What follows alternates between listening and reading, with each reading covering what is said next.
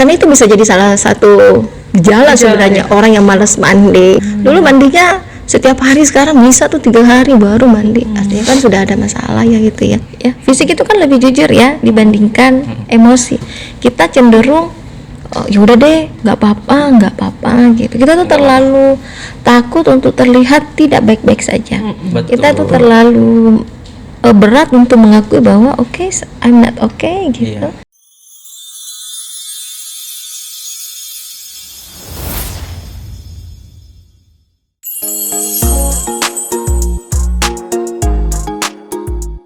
Assalamualaikum warahmatullahi wabarakatuh. Isai Kabar Taka, Penajam Pasir Utara. Selamat datang kembali di PNS, Podcast Narasi Sipil, wadahnya sipil bernarasi. Nah, Sobat Sipil, nggak kerasa kita sudah berada di akhir tahun 2025 dan kita sudah ada di episode ke-6 ya. 6. Oke, di episode kali ini kita akan bahas apa nih kira-kira, Mi? Bahas apa ya? Yang relate sama kehidupan sosial belakangan ini ya, kesehatan. Kemarin kita sudah bahas kesehatan fisik, sekarang kita bahas yang lebih rohani mungkin. Kok rohani ya? Berkaitan dengan kesehatan mental, Mbak Halwa. Ya, betul. Jadi hari ini untuk membahas tentang kesehatan mental, kita sudah kedatangan seorang psikiater. Ada Dr. Andi Asriani, SPKJ. Gitu ya? Iya, spesialis kedokteran jiwa. Boleh minta tepuk tangannya? Selamat pagi, dokter. Selamat pagi. Iya, apa kabar, Dok? Alhamdulillah baik. Alhamdulillah sehat. Terima kasih, Dok, ya sudah menyempatkan waktunya untuk hadir bersama kita hari ini. Saya malah yang terima kasih diundang ya kan, biar bisa berbagi tentang kesehatan mental. Betul. Oke, so aja, Bi. Kita langsung aja kali, Dok, ya? Boleh, silakan. Oke. Nah, sebelum kita bicara jauh tentang kesehatan jiwa dan gangguan-gangguannya nih, Dok, boleh didefinisikan dulu nggak, Dok, secara sederhana yang sekiranya orang awam tuh paham apa sih kesehatan mental itu? Oke, baik, benar, karena kan orang banyak ngomong ya tentang kesehatan mental, tapi takutnya mereka tuh nggak paham apa itu kesehatan mental dan gangguannya apa aja. Jadi kesehatan mental itu adalah suatu kondisi sejahtera di mana seseorang, individu bisa mengetahui potensi dirinya, kemampuannya apa saja, bagaimana cara mengatasi tekanan yang dihadapin, terus bisa produktif dan berkontribusi terhadap komunitasnya. Komunitasnya itu nggak perlu besar, minimal di keluarga, di lingkungan sekitarnya seperti itu. Jadi syaratnya sih produktif dan bisa berkontribusi. Gitu.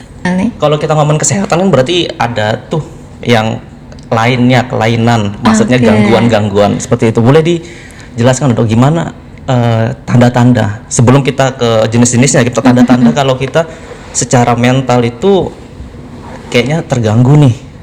Oke, jadi mungkin berdefinisi aja Kak dulu ya, Mas Ilmi Balwa. Jadi seseorang disebut gangguan jiwa atau gangguan mental itu, jadi itu kan sekumpulan gejala ya. Jadi gangguan jiwa itu adalah sekumpulan gejala yang mempengaruhi emosi, pikiran, dan perilaku yang pada akhirnya akan menyebabkan gangguan di fungsi perawatan diri, fungsi pekerjaan, dan fungsi sosial. Jadi tidak mudah menghakimi atau mendiagnosis orang sebagai ini gangguan jiwa. Kenapa? Karena tidak sesederhana itu sebenarnya untuk ngejudge, untuk mendiagnosis orang itu gangguan jiwa. Karena itu tadi, ini adalah sekumpulan gejala, sekumpulan tanda gitu, yang akhirnya mempengaruhi ini emosi, pikiran, dan perilaku, yang pada akhirnya mengakibatkan gangguan di fungsi perawatan dirinya, fungsi sosialnya, dan fungsi pekerjaan dari orang tersebut. Terus gimana tanda-tandanya? Banyak banget sebenarnya. Kenapa? Karena kita biasanya mulai dari stres ya.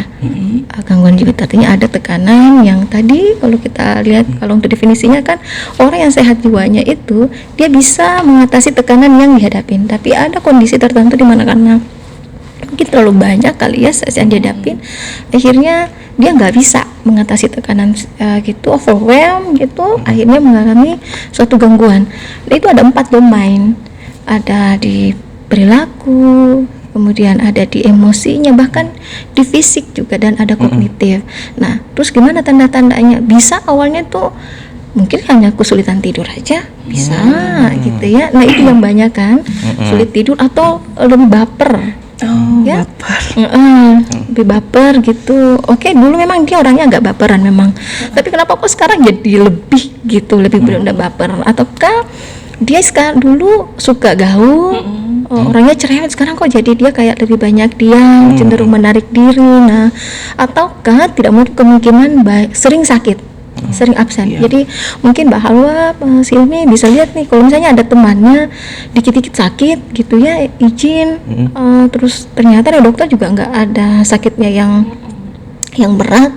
Nah, tidak menutup kemungkinan sakitnya itu bukan karena keluhan fisik, tetapi lebih ke emosinya sebenarnya, gangguan mentalnya, seperti itu. Terus kalau tadi bahas stres atau kayak atau baper yang mudah tersinggung itu normal nggak sih dok? Kan itu emosi manusia ya. Betul. Itu kan normal. Cuman kapan ini dilihat sebagai tanda-tanda bahwa mengarah ke gangguan mental? Itu tadi, kalau sudah mulai menyebabkan gangguan di 3 fungsi tadi, ya kan? Misalnya dia udah gara-gara saking bapernya gitu ya, dia jadi kehidupan sosialnya tidak ini. Dulunya misalnya dia punya banyak teman, sekarang dia cenderung menyendiri, tidak mau bergaul.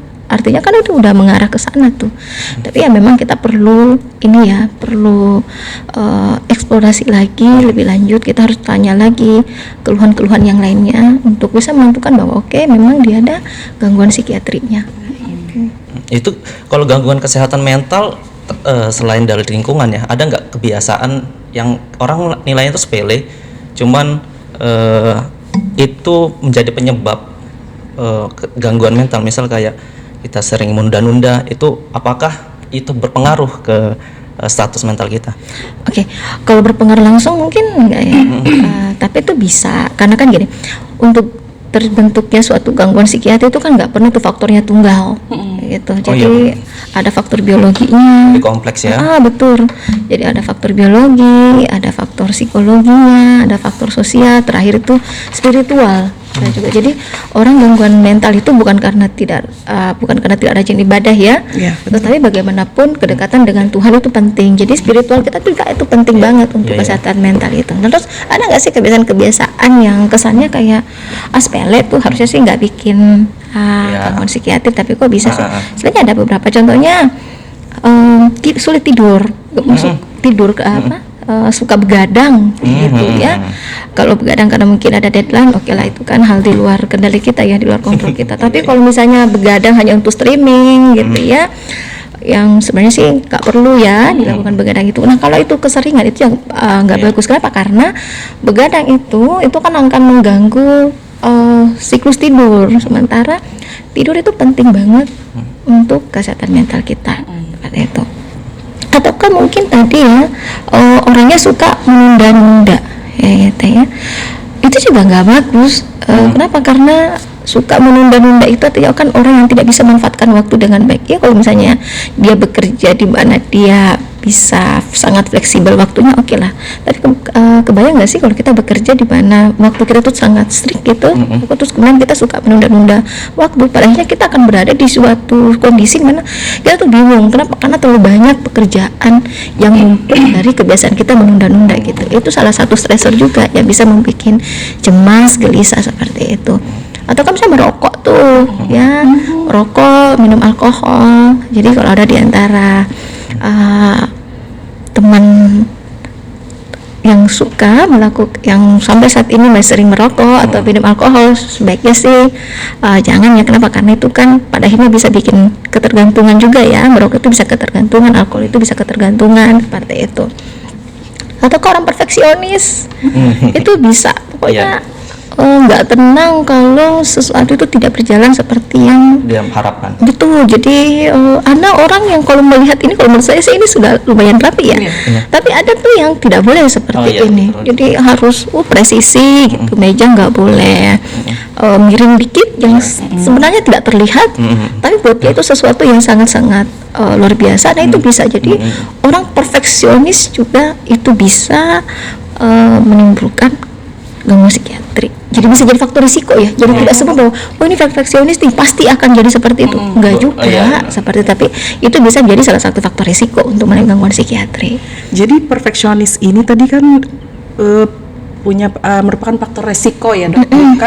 Kan kadang saya sering dengar tuh kalau orang perfeksionis itu juga jadi bagian salah satu dia punya gangguan termasuk apa ya penyakit mental gitu loh dok, salah satunya.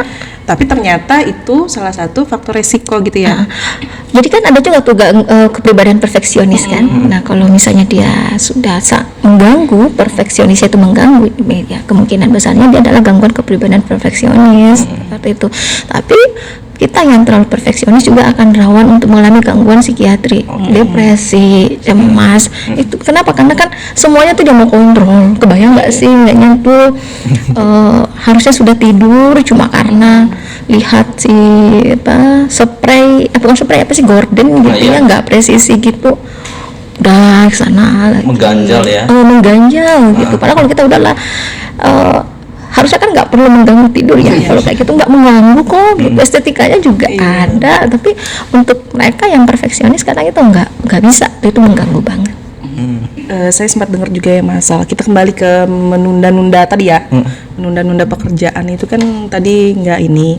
Nah kadang kita sebagai apalagi ibu-ibu ya dok, kita berusaha bagaimana caranya tidak menunda-nunda pekerjaan dan kita berusaha untuk multitasking. Kita mengerjakan ini dan selalu berupaya untuk produktif. Itu gimana? Apakah itu juga mempengaruhi nanti kondisi kesehatan mental kita apa gimana? Oke. Jadi kalau memang harus multitasking sih nggak apa-apa ya. Karena kan tidak selalu salah, tapi jangan selalu multitasking. Kenapa? Karena multitasking itu padanya juga akan mengganggu fokus. Gitu kan kita juga nggak bisa selalu bisa fokus pada banyak hal di setiap hari, setiap kondisi gitu. Ada kalanya memang kalau misalnya kayak misalnya mau masak ya udah deh masak aja dulu, nggak perlu dicampur dengan hal yang lain gitu. Nah misalnya nih apakah nanti itu bisa gangguan psikiatri ya? Bisa kalau itu menjadi terlalu memaksakan diri, pada akhirnya nggak sadar nih, selalu mau produktif gitu. Padahal kita nggak mungkin bisa berada dalam suatu kondisi on fire 7 kali 24 jam gitu, nggak bisa tuh. Ada kalanya kita tuh butuh istirahat. Makanya kalau misalnya ada di antara teman-teman sekalian yang pernah baca buku The Joy of Missing Out gitu, bahwa di situ buku itu bilang sih bahwa nggak apa-apa kok kalau misalnya pekerjaan itu ada yang di skip dulu gitu. Nah itulah pentingnya kita bikin jadwal harian seperti itu. Jadi kita tahu nih, oh pagi tuh kita mau ngapain. Apalagi kalau misalnya perempuan pekerja ya, karena kan dia juga biasanya disibukkan dengan urusan domestik di rumah. Meskipun sebenarnya untuk urusan domestik itu bukan cuma urusan perempuan, tapi laki-laki juga perlu berperan di situ. Cuma kan porsinya kadang lebih besar ya sama perempuan. Nah untuk seperti itu penting banget tuh. Jadi silahkan, bukan menunda kali, tapi bikin prioritas pekerjaan. Jadi apa sih yang mau kita lakukan? Kalau pagi misalnya, siang mau ngapain, sore mau ngapain, malam mau tidurnya jam berapa gitu. Harus ada me time. Nah me time itu terserah, mungkin dengan nonton gitu, nyanyi-nyanyi atau leyeh-leyeh itu silahkan, nggak perlu lama kok me time itu. Jadi apakah harus produktif terus? Kita juga harus tahu kali ya produktif itu kayak gimana sih. Kalau misalnya produktif terus maksudnya adalah harus selalu bekerja, saya pikir enggak ya, karena kalau ada tuntutan seperti itu pada akhirnya kita akan exhausted nanti, kecapean kan. Dan ketika kita tidak bisa berdamai dengan kondisi exhausted tadi, ketika kita tidak bisa melihat itu, tidak mau menerima bahwa oke, tubuh saya sebenarnya pengen istirahat nih. Nah itu tuh yang bisa menjadi gangguan psikiatri pada akhirnya. Malah jadi burnout ya nanti ya. Ya burnout, dan jika burnoutnya tidak diatasin maka dia jadi gangguan psikiatri seperti itu. Begitu Halwa, jadi satu-satu lah. Ya benar. Semua. Ya betul. Nanti jadi Wonder Woman banget kali ya kalau kayak gitu. Satu dikerjakan, satu dipikirin. Nah tapi dok ngomongin mikir-mikir, ini kita belakangan ini sering dengar istilah mikir-mikir yang berlebihan, alias overthinking. Nah itu gimana dokter melihat itu? Apakah overthinking itu adalah penyebab kita menjadi mental terganggu, atau justru overthinking itu sudah gejala kalau kita menunjukkan kita tuh sudah terganggu secara mental. Jadi bagaimana dokter melihatnya? Oke, baik. Nah, jadi overthinking itu bisa menjadi pencetus ataukah menjadi gejala seperti itu. Jadi kan overthinking itu artinya kita memikirkan semua ya, namanya aja over ya, jadi berlebihan. Tidak selalu buruk sebenarnya kalau kita itu berpikir. Bedanya kalau orang overthinking itu kan dia pikirannya itu muternya di masalahnya aja terus itu yang membuat jadi masalah pada akhirnya. Kenapa? Karena dia tidak bisa melihat suatu solusi. Contohnya ya, aduh besok hujan misalnya, ini musim hujan nih gitu, besok gimana ya, kan nggak apa-apa tuh kita mulai pikirkan besok saya berangkatnya naik apa ya, apa yang harus dipersiapkan. Nah kalau untuk orang yang di situ kan kita ada antisipasi ya, besok saya mungkin kalau misalnya nggak bisa bawa nggak bisa bawa mobil ya mungkin bawa motor, siapkan jas hujan mungkin atau payung atau segala macam. Tapi untuk orang-orang yang overthinking dia nggak bisa sampai ke situ. Kenapa? Karena fokusnya itu hanya di hujan. Aduh besok hujan gimana ya? Besok saya nggak bisa masuk kantor dong. Aduh gimana dong? Besok banyak kerjaan. Dia nggak lihat, aduh nggak apa-apa dong kan? Itu adalah hal-hal yang tidak bisa kita kendalikan hujan itu. Kita belum jadi manusia super yang bisa mengendalikan hujan. Tapi at least kita bisa memikirkan apa yang bisa kita lakukan besok untuk mengantisipasi kalau memang itu hujan. Seperti itu contohnya. Jadi overthinking itu dia berkutat di hal-hal yang sebenarnya tidak perlu dipikirkan. Dia berkutat di hal-hal yang dia tidak bisa kontrol, yang dia terlalu berlebihan misalnya, dan tidak berfokus pada solusi gitu. Dia ketemu sama orang, tadi saya ketemu sama Mas Hilmi, ketemu sama Mbak Halwa. Mbak Halwa sama Mas Hilmi sih sebenarnya nggak ada masalah ya dengan saya, tapi saya sudah berpikir tadi tuh Mbak Halwa gimana ya pendapatnya tentang saya, ada nggak kayak gitu. Tadi tuh Mas Hilmi tersinggung nggak sih dengan ucapan saya, dan itu banyak banget yang ke praktek itu dengan keluhan yang sama. Saya selalu tanya, terus kalau kamu tahu jawabannya apa yang mau kamu lakukan. Terus yang kedua, mereka juga nggak sekurang kerjaan itu untuk memikirkan kamu ngapain. Jadi kita kadang nggak kalau kita fokus untuk memikirkan pendapat orang lain tentang kita, persepsi orang lain tentang kita, capek, habis waktu hanya untuk itu saja. Dan kita juga nggak bisa berharap bahwa semua orang akan suka sama kita, itu nggak mungkin, itu nonsen banget. Semua orang akan peduli, semua orang akan suka sama kita, nggak. Yang jelas kita tuh sebagai manusia kita sudah melakukan porsinya gitu. Kita berjalan on the track, tidak nyenggol mereka, kita tidak melakukan hal-hal yang melanggar norma, melanggar kehidupan sosial, melanggar kehidupan orang lain. Udah, itu cukup. Masalah ada orang yang mau berpikir negatif atau tidak, itu urusan mereka, bukan urusan kita. Nah itu sih. Jadi kapan misalnya overthinking menjadi suatu keluhan atau menjadi suatu penyebab, kalau itu tadi dia mau memikirkan hal-hal yang sebenarnya sudah bukan lagi kontrolnya, pendapat orang lain, hal-hal yang di luar kendalanya situasi itu yang bisa, dan dia fokusnya hanya ke pikirannya saja, masalah, dia tidak berusaha mencari jalan keluar. Nah itu baru jadi masalah. Sibuk di kepala sendiri. Betul, akhirnya kan kurang tidur. Jadi overthinking ini dok, apakah overthinking ini bawaan atau karakter dari masing-masing manusia, atau memang itu salah satu gangguan kesehatan mental tadi, dan dia terbentuk apakah dari misalnya trauma masa kecilnya atau dari lingkungan sekitarnya, itu gimana dok? Ada kepribadian pencemas ya. Ada memang kepribadian pencemas itu. Itu bawaannya dok? Ya kalau sebenarnya gini, kepribadian kan juga dibentuk dari kecil ya kan. Kepribadian itu pakemnya terbentuknya itu di usia 18 tahun. Dan faktor apa aja yang membentuknya selain faktor genetik, bagaimana dia dibesarkan, seperti itu. Jadi apakah tadi trauma di masa kecil itu akan berpengaruh ke seseorang yang jadinya lebih sering overthinking? Pasti jawabannya ya. Pasti ngaruh banget. Kenapa? Karena itu akan trauma di masa kecil, cara dia dibesarkan, lingkungan sosialnya, lingkungan keluarganya itu akan mengajarkan ke dia bagaimana cara bertahan, kan seperti itu ya, bagaimana cara bersikap. Nah kalau misalnya dia selalu dikritik, tidak pernah diapresiasi, dia kan pasti overthinking ya, selalu disalahkan gitu. Ini gara-gara kamu nih misalnya. Kenapa sih kamu nggak bisa kan seperti itu ya, kadang dia pasti akan seperti itu. Aduh kayaknya saya salah ya, kayaknya saya gini. Jadi dia selalu tuh memikirkan ya tadi, dia suka nggak ya sama saya, kayaknya saya melakukan kesalahan ya dengan cara seperti ini. Dari mana? Biasanya dari kecil juga. Trauma masa kecil pasti ada, pasti akan ngaruh banget ke kebiasaan overthinking tadi. Kalau sudah dewasa, udah terlanjur hidup dengan overthinking selama ini, ada nggak dok caranya mengurangi? Kalau menghilangnya tidak mungkin, ada nggak cara mengurangi supaya kita nggak terlalu capek tuh mikir apa-apa dipikirin tuh? Oke, pasti ada ya. Ya benar, saya sepakat dengan Mas Ilmi bahwa kalau untuk bicara tentang kepribadian itu agak sulit memang untuk merubahnya. Tapi at least kita mengajarkan ke individu tadi untuk mengenali apa yang salah seperti itu. Jadi gimana cara mengatasi overthinking kali gitu ya? Kalau saya suka ngajarkan pasien saya itu untuk ayo dituliskan.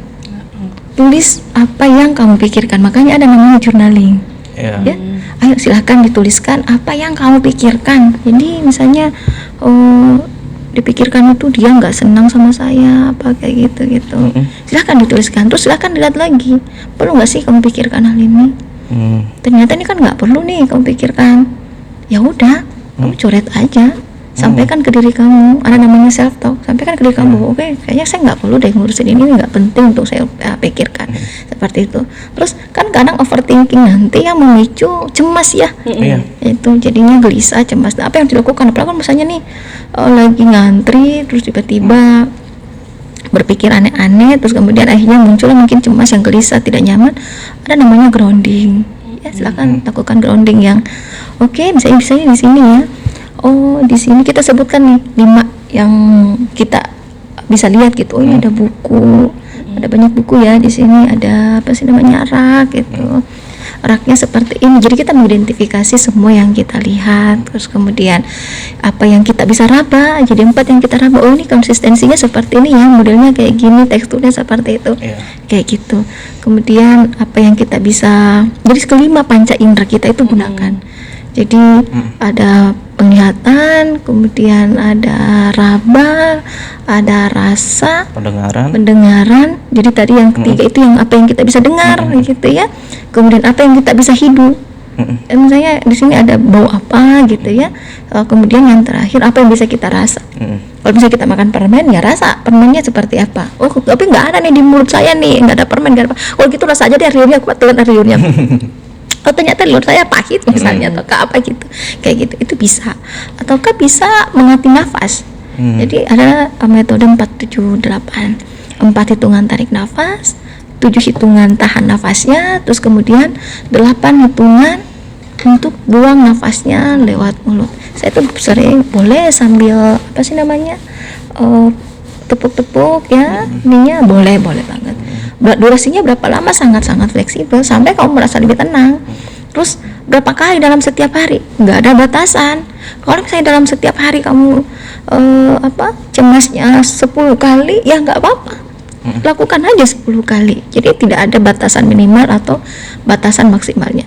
Cuman kalau misalnya mau lebih ini sih, saya sering menyarankan ya udah deh kalau kamu mau rutin sebelum memulai hari dan sebelum tidur. Jadi memulai hari, terus kemudian kasihkan sugesti ke dirinya bahwa oke, hari ini semuanya akan berjalan dengan baik gitu. Kalaupun misalnya ada hal-hal yang di luar kendali saya, insya Allah bisa diatasin seperti itu. Terus sebelum tidur berterima kasih ke dirinya karena oke, alhamdulillah hari ini bisa berjalan dengan baik, kayak seperti itu. Ada banyak sih, bisa juga misalnya jalan, atau kalau nggak sempat jalan ya udah deh ketuk-ketukan ya kaki misalnya di atas lantai itu, silahkan, itu boleh. Kalau salah satu faktor yang mempengaruhi overthinking dan cemas tadi dok, itu lingkungan, dokter melihat sosial media itu memperburuk atau tidak?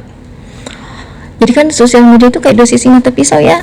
Dia ada efek baiknya, ada buruknya juga. Jadi tergantung bijaknya kita kali ya, gimana menggunakan sosial media itu.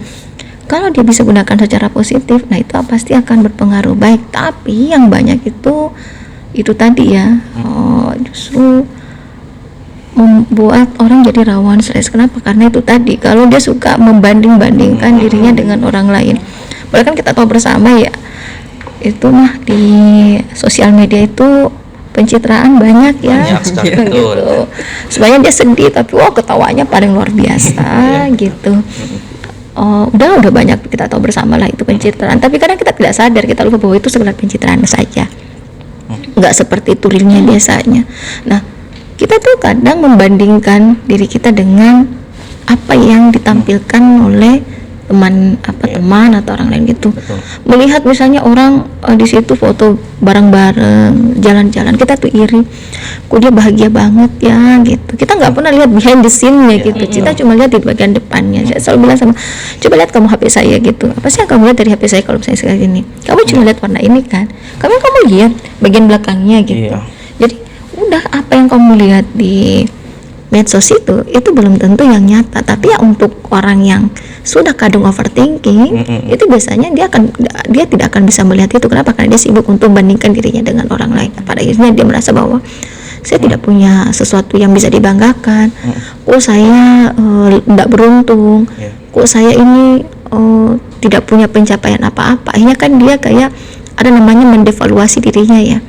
Mendevaluasi diri itu artinya dia kayak tidak menganggap dirinya punya sesuatu yang plus gitu. Mengederkan diri ya. Ya, dia mengerdilkan dirinya. Padahal kan dia jadinya bisa kalau nggak depresi ya, gangguan cemas. Jadi kalaupun misalnya medsos itu bukan sesuatu yang buruk ya, tapi gunakan secara bijak. Saya sebagai anak muda yang main sosial media kayak, kok orang bisa ya gitu. Kok bisa ya saya kan umur 20 tahun ya, Dok ya. Kok bisa orang iya. Kok bisa orang 27 sudah beli mobil ya? Saya tuh mikirnya kayak, apa saya salah pilih kerjaan atau gimana? Jadi itu sih kayak ngerasa tertinggal. Itu perasaan beda sendiri dari orang-orang kebanyakan, walaupun sebetulnya kalau dipikir-pikir kan sosial media itu kebanyakan yang kayaknya kurang lebih aja, cuman yang prestasi yang bagus-bagus itu memang selalu terangkat seperti itu. Apalagi teman-teman itu kayaknya nggak mungkin juga mereka terlilit utang terus pamer story kan, saya pikir, karena pasti makan enak atau beli baju baru atau lagi traveling. Jadi seperti itu sih pandang dari seorang Gen Z ya. Makanya langsung stres ya. Iya, tapi ini bukan curcol kamu. Kalau sudah ngerasa gitu, Dok, apakah kita lebih baik sudah harus menarik diri dari media sosial apa gimana gitu? Ya, karena kan itu jadinya artinya kan toksik sudah ya, kayak gitu. Karena ini bukan lagi sesuatu yang positif buat dia medsos itu, tapi dia sudah berpengaruh buruk. Karena itu tadi dia jadinya kan tidak bersyukur ya, tidak mensyukuri apa yang sudah dinikmatin. Kita tuh kebanyakan hanya bisa melihat hasil, kita nggak pernah lihat prosesnya gitu. Dan orang juga jarang menggambarkan prosesnya kan, dia cuma lihat oke, saya sekarang punya ini, punya itu. Dia nggak terlalu membincangkan, memberitahukan bahwa untuk sampai di fase ini dia tuh berdarah-darah banget. Dan kita biasanya juga tidak melihat hal itu. Yang kita lihat kan hanya prosesnya. Jadi kalau pada akhirnya kebiasaan itu membuat kita jadi tadi ya mendevaluasi diri, terus kemudian jadinya kita tidak kayak bersyukur, mending nggak usah deh, stop aja. Jadi silahkan mendetoks sosmed ya. Detoks sosmed, dan memang itu perlu kok. Jadi kita juga kalau bisa ada puasa sosmed. Jadi bukan cuma puasa ganti atau puasa Ramadan, tapi kita juga perlu puasa sosmed. Jadi boleh kok 1 minggu ada 1 hari yang kita nggak gunakan sosmed gitu. Nggak apa-apa, dulu juga nggak berakhir kok. Dulu kita juga nggak ada sosmed, aman-aman aja. Kalau sudah terpapar begitu banyaknya ngerasa ada gangguan-gangguan, stres kah, atau overthinking kah, cemas kah, itu kapan sih kita harus, titik apa yang membuat kita harus, aduh kayaknya saya perlu bantuan profesional seperti itu? Baik. Stres itu sebenarnya konotasinya nggak selalu buruk ya, meskipun kalau kita untuk banyak orang itu begitu bilang stres pasti wah sesuatu yang membuat tertekan ya. Jadi stres itu adalah semua peristiwa hidup per definisi ya, semua peristiwa hidup yang dihadapin gitu. Stres itu sebenarnya ada 2, ada stres yang positif, ada stres yang negatif gitu. Kalau stres yang membuat kita itu namanya stres. Jadi apa tandanya? Kalau kita jadi lebih produktif, lebih optimis, itu artinya stres. Contohnya nih, kita dikasih promosi jabatan misalnya, jadi kepala apa gitu, dan itu membuat kita jadi lebih optimis, lebih bersemangat gitu ya. Kita jadi lebih produktif. Oh, saya mau lakukan ini, lakukan itu. Nah itu artinya stres. Tapi tidak jarang justru ada orang mengalami distress. Distress itu kalau karena tadi peristiwa hidup ini akhirnya menjadi tertekan dan mengganggu fungsinya, yang kayak gitu ya. Itu namanya distress. Jadi dengan dia ada naik jabatan, sama-sama nih naik jabatan, tapi ada yang stres, ada yang distress. Stres tadi kalau dia bisa lebih produktif ya, lebih produktif, kemudian dia optimis gitu, itu bagus kan artinya. Tapi kalau misalnya distress, dia jadi tertekan. Waduh, saya jadi kepala apa misalnya. Jadi beban dia, ya? Jadi beban. Akhirnya dia mulailah tidak bisa tidur, mulailah gelisah. Dia tidak bisa lagi ke kantor. Jadi kalau ke kantor itu kayaknya beban banget. Jadi Senin, Minggu itu udah kepikiran, aduh besok udah ke kantor nih, besok ngapain apa segala macam. Jadi dia nggak bisa menikmati hidupnya lagi. Nah, kapan dia harus ke profesional kan seperti itu tadi ya. Kalau misalnya itu tadi, kalau sudah ada 3 item, ya, kalau ada, tidak perlu menunggu 3-tiganya terganggu. Kalau ada salah satunya yang terganggu, misalnya mulailah kualitas hidupnya terganggu ya, perawatan dirinya dulu rajin mandi. Jadi hati-hati ya yang untuk orang yang malas mandi gitu, karena itu bisa jadi salah satu gejala sebenarnya orang yang malas mandi gitu. Dulu mandinya setiap hari, sekarang bisa tuh 3 hari baru mandi, artinya kan sudah ada masalah ya gitu ya. Udah dulu suka perawatan, sekarang kok kucel banget, artinya kan udah ada masalah gitu. Ataukah ya tadi dia orangnya suka bergaul, suka pergi lari misalnya, ikut komunitas, sekarang kok enggak. Nah kalau misalnya ada ada keluar seperti itu, ya udah harus ke profesional, entah itu ke psikolog atau ke psikiater. Tadi ngomong-ngomong tentang, tadi kita udah ngomong-ngomong tentang stres, overthinking. Saya baru inget dok, sekarang lagi sering saya denger tuh tentang anxiety disorder. Nah, itu apa sih dok? Baik. Itu anxiety disorder itu kan gangguan cemas ya, sebetulnya luas. Ada namanya gangguan cemas menyeluruh. Kalau gangguan cemas menyeluruh itu semua dicemaskan. Semua, tidak ada yang tidak dicemaskan, makanya gelisah terus, agitasi itu seperti itu. Atau gangguan panik. Kalau gangguan panik itu kan ada serangan panik ya, yang kayak tiba-tiba kayak mau mati rasanya, terus jengking, pingsan kayak gitu. Dan itu biasanya durasinya ya singkat sih, 5 menit, 10 menit, jarang banget sampai setengah jam meskipun ada. Seperti itu. Atau fobia, itu juga bisa masuk gangguan cemas. Jadi itu spektrumnya sangat-sangat luas. Ya ada. Itu salah satu gangguan psikiatris sih. Cemas bisa menjadi bagian dari depresi ataukah cemas sebagai gangguan cemas itu sendiri. Jadi ya kalau ada di antara teman sekalian yang sering merasa cemas, gelisah, tegang, terus kemudian gemetar, berkeringat dingin, ataukah mungkin ini saya lupa tadi, banyak keluhan fisik, dikit-dikit sakit kepala, pengaruh berarti dok. Oh ya, benar, pengaruh banget. Sakit kepala, nyeri dada, kanan, kiri, atas, bawah, depan, belakang. Kalau ada yang kayak gitu tuh biasanya tidak jauh dari gangguan psikiatri, entah itu cemas atau depresi. Ataukah sering nyeri ulu hati, langganan sampai dokter di puskesmas itu udah bosan. Kan ada yang kayak itu dan banyak ya. Absennya, cekloknya itu bukan di rumah sakit tapi di IGD ataukah di poli. Dia berapa hari ada per minggu kadang. Keluhannya apa? Keluhannya nyeri ulu hati. Udah diperiksakan pemeriksaan nggak ada. Oh itu bisa jadi cemas seperti itu. Jadi gangguan cemas salah satu bagian dari gangguan psikiatri. Saya tuh ada pengalaman teman dok gitu. Dia tuh kalau dia lagi stres, dia sering tiba-tiba sesak nafas dok. Oh bisa? Itu termasuk salah satu gangguan gejala fisiknya kan? Oh iya. Bisa banget itu. Jadi tiba-tiba sesak nafas, ataukah ini apa, nyeri ulu hati, mual, perutnya kok kembung terus ya? Ya benar, bisa banget. Ataukah gatal yang tidak ada hentinya gitu? Ada gatal itu. Jadi kan udahlah semuanya gatal, rambut rontok. Jadi dari ujung kaki sampai ujung rambut.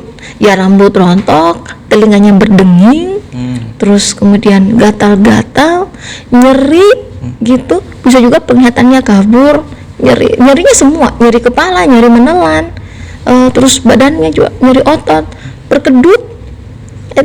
Itu bisa juga, bahkan bisa ganggu juga ke seksual ya untuk yang sudah menikah gitu. biasanya libidonya juga akan menurun. Itu bisa. Jadi kalau ada yang kok gatalnya nggak sembuh, udah coba semua obat, ya kayaknya bukan ke dokter kulit lagi deh, tapi sudah harus ke psikiater. Seperti itu. Ataukah nyeri ulu hati terus? Karena yang banyak itu kalau yang datang ke rumah sakit itu, yang biasanya dikonsulkan juga sama teman sejawat dari penyakit dalam atau penyakit jantung, itu biasanya nyeri ulu hati, dispepsia. Itu kalau ada dispepsia yang tidak berhenti, udahlah, biasanya tidak cocok dari cemas atau depresi. Seperti itu.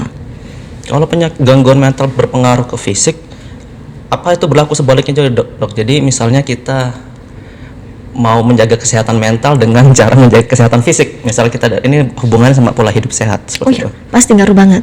Ngaruh banget lah. Makanya sekarang ada namanya lifestyle medicine. Ya, jadi fisik dengan mental itu kan sesuatu yang tidak bisa dipisahkan ya. Itu satu kesatuan yang holistik ya, kayak gitu. Nggak bisa mentalnya saja atau fisiknya saja. Kenapa? Karena mereka akan saling berpengaruh. Fisik akan ngaruh ke mental, mental akan ngaruh ke fisiknya. Terus apakah pola hidup sehat itu akan ngaruh ke kesehatan mental? Sangat ngaruh sekali. Makanya ayo olahraga. Olahraga itu penting sekali untuk kesehatan mental. Kenapa? Karena pada saat kita olahraga, maka tubuh kita itu akan mengeluarkan neurotransmitter. Ada namanya serotonin, ada dopamin, ada norepinefrin, endorfin, segala macam itu ya, BDNF, itu semuanya dikeluarkan, oksitosin. Jadi kalau misalnya habis olahraga, capek ya kalau kita habis olahraga, tapi ada nggak sih kalau habis olahraga putus asa? Rasanya saya nggak pernah deh. Iya betul. Ya kan? Kita habis olahraga malah lebih enak ya, lebih nyaman gitu. Capek ya, karena kan ada aktivitas fisik. Tapi secara emosional, secara psikis kita lebih baik saja. Kenapa ya? Karena itu tadi. Ketika kita olahraga, itu akan merangsang untuk keluarnya neurotransmitter tadi. Dan biasanya dengan olahraga yang cukup, itu akan memperbaiki tidur juga. Itu akan memperbaiki tidur dan memperbaiki fokus. Jadi olahraga 30 menit setiap hari. Silakan atur waktunya. Tadi makanya saya bilang di awal, untuk individu yang aktivitasnya padat gitu ya, ayo bikin jadwal, selipkan di mana waktu untuk olahraga. 30 menit aja kok. Itu olahraga apa aja ya dok? Ya, olahraga apa aja. Mau pilates, kan sekarang lagi ini deh, pilates, yoga, atau nggak mesti yang olahraga meditasi, yoga seperti itu enggak? Gitu. Olahraga fisik biasa juga? Iya, kardio? Silahkan, silahkan banget. Meditasi juga perlu, yoga, yoga silahkan. Apalagi sekali seminggu ya boleh kali ya, yoga, meditasi gitu, untuk lebih mendetoks emosi-emosi yang kayak tidak nyaman tadi. Kalau pengaruh asupan makanan dok? Ya ada juga sih ngaruhnya. Misalnya nih kalau misalnya lagi pencemas ya jangan minum kopi lah. Minum kenapa? Karena kan kafein akan bikin jantung berdebar. Itu bisa. Atau kan misalnya lagi ada dia sakit mah, terus nanti mahnya dia akan membuat cemas. Ya kalau bisa jangan makan yang mengiritasi lambungnya. Jadi usahakan untuk tidak makan yang pedas-pedas. Kalau misalnya tapi saya terbiasa pedas, ya udah deh levelnya yang dikurangin gitu, daripada nggak makan gitu ya. Level pedasnya yang dikurangin, kurangi dulu deh atau hindari dulu deh makanan yang bergas yang bisa merangsang lambungnya, silakan gitu. Meskipun ada juga beberapa makanan yang bisa merangsang untuk serotonin ya, triptofan itu saya kayak pisang, silakan. Itu yang baik berarti ya? Ya lumayan. Tapi sebenarnya sih tidak perlu berpantang banyak ya. Cuman lihat aja lagi. Kalau misalnya pencemas, gelisah, usahakan untuk tidak minum kopi. Kenapa? Apalagi kalau harus sulit tidur ya. Kenapa? Karena kan tadi terjaga terus nanti. Oke. Tadi dokter ada kesebut tuh kalau mah katanya kan membuat cemas.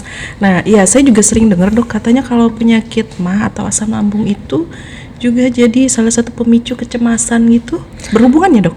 Jadi gini, cemas bisa memicu asam lambungnya. Jadi sakit mah kan. Kenapa? Karena kan kalau orang cemas itu kan bukan cuma HPA aksisnya ya, kan pernah dengar nggak yang HPA aksis yang flight and fight response gitu. Jadi kalau kita cemas kan kortisolnya kan teraktivasi ya, itu berkaitan dengan flight and fight. Tapi bukan cuma itu saja sebenarnya yang terganggu, yang teraktivasi, tapi ada sistem sarafnya juga kan. Nah itu yang tadi makanya kalau cemas itu ada jantungnya berdebar.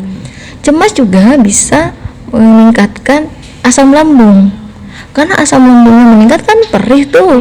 Jadi orang itu aduh perih banget ini kan, jadinya tambah cemas. Terus karena cemas juga dia perutnya kembung. Kenapa? Karena mobilitasnya juga, mobilitasnya juga terganggu. Seperti itu. Jadi apakah cemas, jadi cemas asam dispepsianya tadi bikin cemas, kayaknya dispepsianya yang lebih memperberat cemasnya. Jadi ini kayak lingkaran setan itu loh.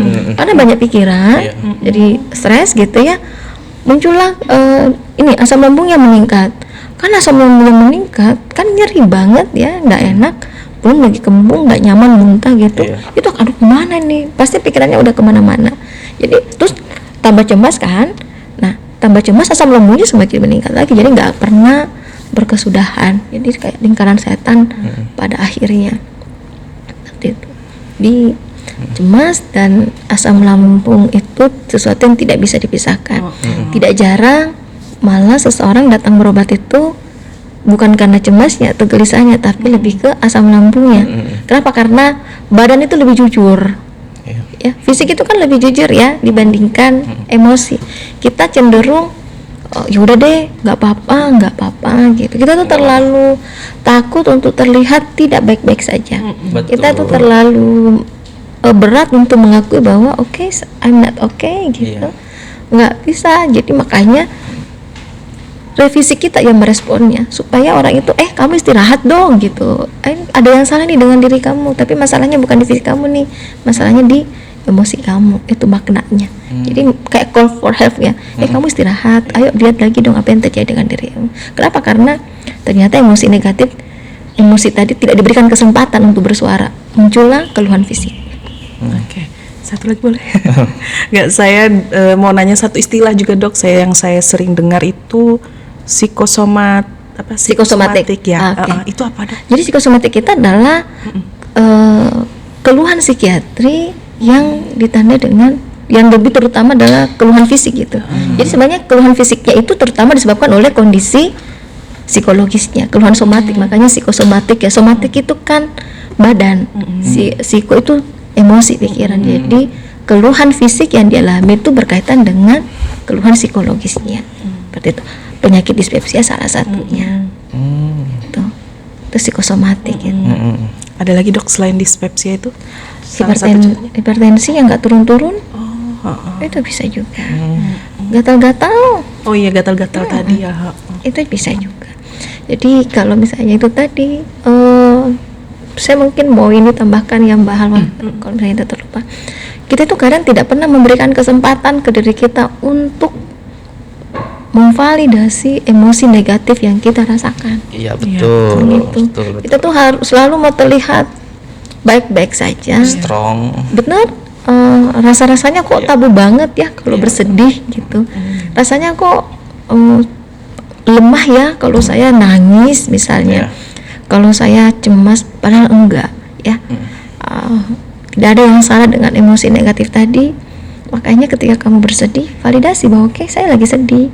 Ketika lagi cemas, gelisah, merasa kesepian, silahkan terima, rasakan emosi tadi. Baru nanti lihat apa sih yang membuat sedih, apa sih yang membuat cemas. Jadi validasi semua emosi negatif tadi, karena itu bukan suatu kesalahan. Gitu. Jangan terlalu positif. Tong saya negatif terus dok. Jangan juga. Jangan juga. Lalu kalau misalnya ini buat kami ini termasuk yang mendengar di YouTube ya, di posisi sekarang misal kita ingin menjaga kesehatan mental kita saat ini, anggap tidak ada gejala apapun, kita dalam kondisi belum butuh profesional, jadi kita kayaknya harus jaga kesehatan fisik dan mental. Dan apa yang harus dilakukan pertama kali?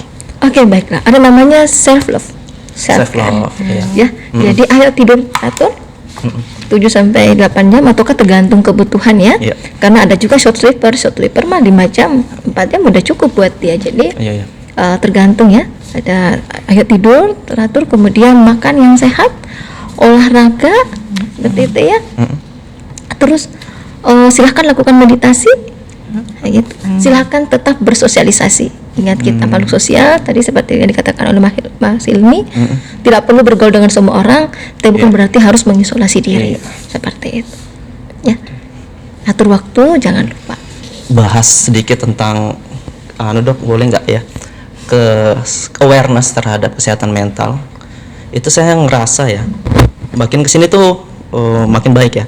Jadi karena paparan sosial media, jadi di konten-konten tentang kesehatan mental, terus bahas tentang psikologi kayak gitu, itu jadi semakin familiar di masyarakat ya. Jadi kita termasuk anak-anak Gen Z terutama ya.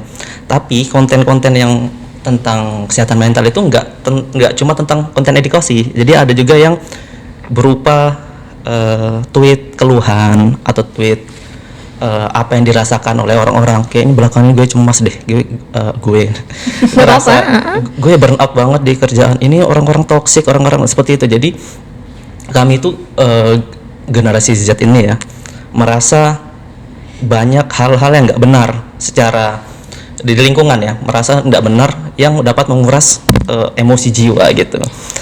Nah tapi di sisi lain, karena saya itu menganggap itu jadi sesuatu yang positif karena kita lebih aware terhadap kesehatan mental. Jadi apa-apa itu ini nggak boleh loh, ini nggak boleh loh, ini kalian harus cari ini dong, ini ada istilah ini ya di dalam psikologi.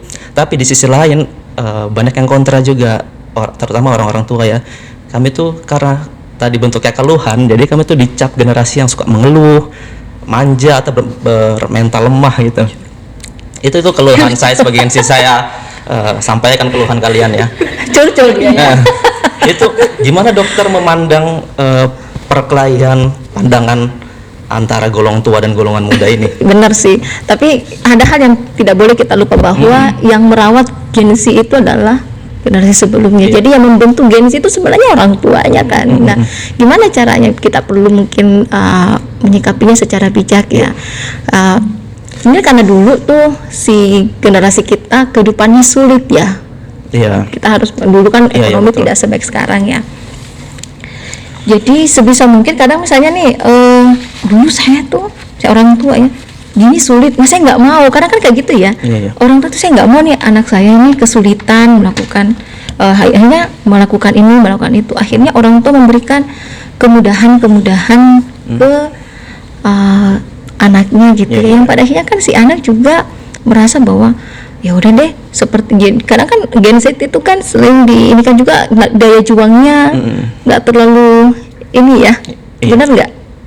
Sering kan ya, makanya kan kayak gitu ya. Terus saya pikir itu bisa sesuatu yang perlu didiskusikan dengan orang tua. Silahkan dijelaskan karena sebagai orang tua kita juga tidak boleh terlalu kaku, tidak memberikan ruang kepada anak-anak kita untuk menyampaikan apa yang dia alami, apa yang dia rasakan. Jadi silahkan buka ruang diskusi dengan orang tua. Gen Z silahkan ngomong sama orang tuanya, tapi tentu kita juga harus ada batasannya, etika yang kita mau lakukan ketika kita berkomunikasi dengan orang tua juga tidak boleh terlalu strict bahwa kebenaran hanya miliknya gitu ya, nggak bisa, karena sekarang anak-anak sudah terpapar. Dan ingat bahwa generasi sekarang ini siapa sih yang mengasuhnya? Kita. Jadi yang membentuknya seperti ini kan kita ya. Jadi sangat-sangat tidak fair rasanya kalau kemudian kita ngejudge bahwa ini Gen Z ini gini nih, nggak fair juga seperti itu. Jadi diskusi, sampaikan, dan orang tua juga sudah harus berbenah untuk mendengarkan Gen Z tadi, anak-anak. Iya, bijak sekali gitu cara jawab pertanyaan itu, Halwa.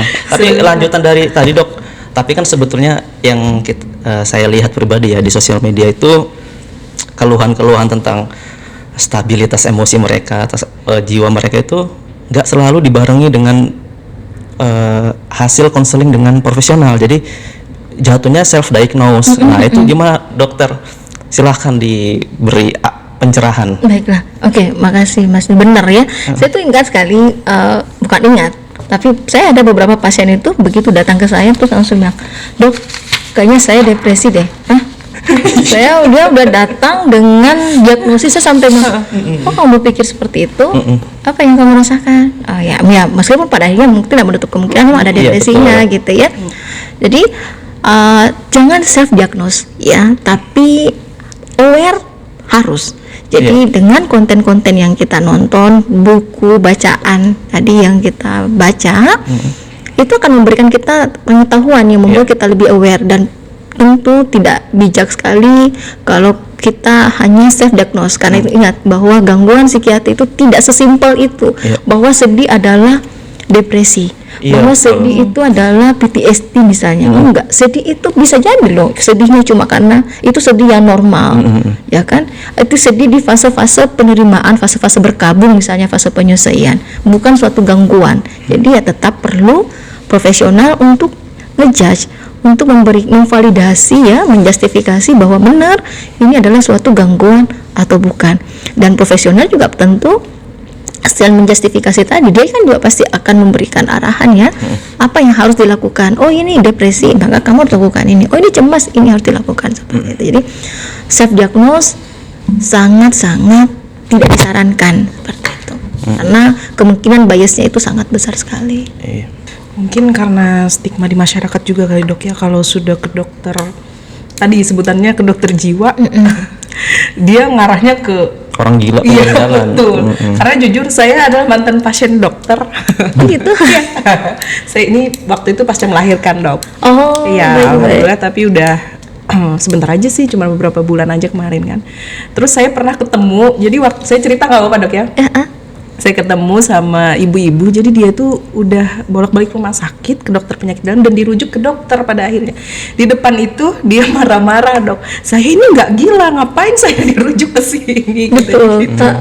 Iya, kayaknya mungkin tadi karena memang stigma masyarakat kalau sudah ke dokter jiwa, ya itu tadi. Betul sekali. Itu sekarang PR terbesarnya para psikiater itu adalah bagaimana mengurangi stigma di masyarakat. Dan ini makanya saya tuh makasih banget sama Dinas Perpustakaan ya dan arsip. Kenapa? Karena ini akan memberikan informasi ke masyarakat. Gangguan jiwa itu bukan karena kurang iman, bukan karena ketempelan jin atau diguna-guna. Karena kan akhirnya ada juga tuh yang dukun, kamu tuh diguna-gunai sama tetangga A, tetangga B gitu.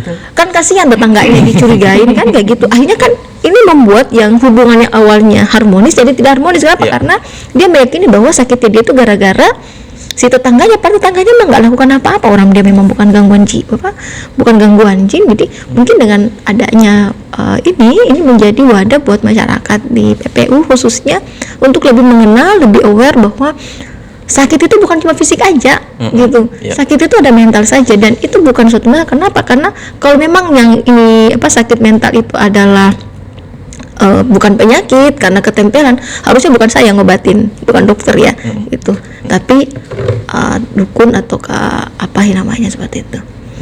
Itu yang perlu dieradikasi lah mungkin ya. Betul. Satu lagi. Satu terus. Apalagi terakhir Dok. Terakhir ini maksudnya ini yang saya alamin sendiri gitu Dok tadi kan. Kenapa banyak contohnya saya sendiri kan waktu itu terkena itu gangguan kecemasan pasca melahirkan, Dok. Banyak sekali saya lihat ibu-ibu yang mengalami itu. Itu penyebabnya apa sih gitu? Baik, itu biopsikososial kan, jadi faktor biologi lah sudah ada. Terus kemudian perubahan hormon pada saat melahirkan kan luar biasa ya, seperti itu. Dan ingat, ada perubahan di kehidupan kita kan, yang awalnya tidak sendiri cuma bersama suami, terus tiba-tiba ada tanggung jawab nih, kan makanya ada baby blues kan. Jadi tiba-tiba merasa nanti saya bisa nggak sih merawat anak gitu, saya nanti bisa jadi ibu yang baik ya sih, jadi ada perubahan perubahan situasi ya, itu bisa jadi salah satu stresor. Punya anak, punya tanggung jawab baru pastinya, dan belum tentu kita selalu siap dengan kondisi itu, apalagi ditambah ada perubahan hormonal seperti itu. Banyak sih, yang banyak memang baby blues. Baby blues itu sekitar 95% perempuan yang melahirkan itu akan mengalami baby blues. Tapi bukan suatu depresi, dan itu aman-aman aja. Boleh nambah nggak, Dok? Singkat aja. Yang pertanyaan mitos atau fakta, kalau dokter jawab mitos atau fakta aja, itu jawabnya ke kamera sini ya. Kalau dirasa perlu penjelasan sedikit supaya nggak salah paham dari jawabannya, boleh. Pertanyaan pertama, mitos atau fakta, musik tertentu bisa membantu menenangkan pikiran yang kacau? Fakta. Fakta. Instrumen biasanya bagus. Mitos atau fakta, wangi aromaterapi seperti lavender dapat membantu meredakan kecemasan? Fakta. Fakta. Pertanyaan ketiga, menangis sebenarnya bisa mengurangi beban emosional? Fakta. fakta. Jadi jangan takut menangis. Ya, ayo kita nangis. Mitos atau fakta, orang yang terlihat ceria tidak mungkin punya masalah kesehatan mental. Mitos banget. Mitos banget, ada bangetnya itu. Yang terakhir, mitos atau fakta, terlalu banyak pilihan bisa membuat pikiran lebih mudah stres. Yap. Fakta. Oh ya, mau ada closing statement nggak, Dok? Oke, hai Sobat Sipil Penajam Pasir Utara. Terima kasih sudah mendengarkan podcast yang berkaitan dengan kesehatan mental. Saya ingin sampaikan bahwa jangan ragu untuk ke psikiater atau ke psikolog, karena untuk sehat itu bukan cuma kesehatan fisik, tapi sehat mental juga itu perlu, dan merawat kesehatan mental itu suatu keharusan. Terima kasih. Luar biasa sekali ya, Dokter Mi, obrolan kita hari ini sangat bermanfaat. Bagus banget. Betul. Jadi intinya juga kesehatan mental itu bukan cuma soal kita nggak stres atau happy terus, tetapi gimana caranya kita bisa menjaga pikiran, emosi, kemudian kebiasaan kita sehari-hari agar mental kita nggak lelah.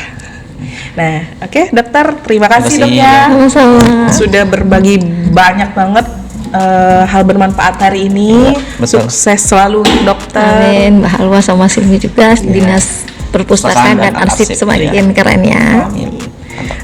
Untuk Sobat Sipil di rumah, jangan lupa untuk menyaksikan video podcast kami ini di channel YouTube Dinas Perpustakaan dan Arsip. Jangan lupa like-nya, komennya, subscribe-nya, dan jangan lupa di-share sebanyak-banyaknya. Dan jangan lupa untuk follow akun medsos kami yang lainnya, nanti akan kami taruh di bawah.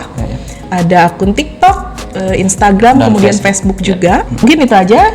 Kami bertiga bersama Dokter undur diri. Terima kasih banyak. Podcast Narasi Sipil, wadahnya sipil bernarasi.